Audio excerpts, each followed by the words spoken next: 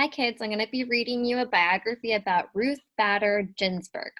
Ruth was born on 1933 in Brooklyn, New York. She was the daughter of two Jewish parents whose family had fled from Europe to escape anti-Jewish prosecution. Her father owned a fur shop and did not have an education. Ruth's mom graduated from high school at the age of 15 and was smart enough to go to college, but at the point in history, girls were discouraged from going to college. Ruth's father believed a woman's place was in the home. Ruth saw how much her mother loved books and saw how her mother saved every penny so she could send Ruth to college someday. Ruth always had the highest grades.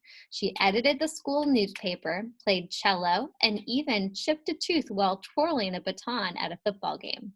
The day Ruth was going to graduate high school with honors was the day her mother died of cancer. Ruth was mourning the death, so she was very sad that her mother had just died.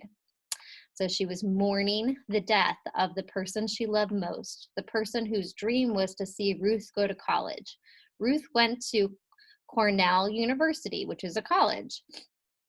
It was 1950 and very few girls went to college. She decided to become a lawyer, but there were very few female lawyers at the time, and her own father tried to discourage her,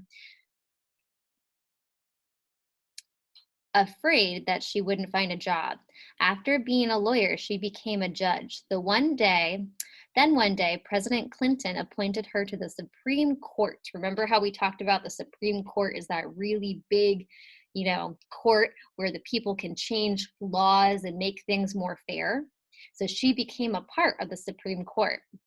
In her acceptance speech, she spoke of her mother. I pray that I may be all that she would have been had she lived in an age when women could aspire and achieve, and daughters are cherished as much as sons. At any point, Ruth could have given up, but because she did not, she became a symbol of justice in America. So now that I read that to you guys can read it on your own. And then you're going to answer these questions. So in paragraph 3, the reader can use the prefix dis to know that the word discourage means, then answer the question. What is one theme presented in this section? So what is one thing that they talk about throughout this passage or this biography? Which sentence best supports the idea that Ruth was intelligent or smart? So which one of these sentences supports the idea that she was very smart? Which of these statements would the author most likely agree with? So thinking about the fact that the author is writing about how females need more rights and how they weren't allowed to, go to college or do a lot of the things that the boys would do, which one of these statements do you think the author would agree with? Look at the diagram below. So Ruth saw how much her mother loved books. Ruth decided to become a lawyer. Then what happened?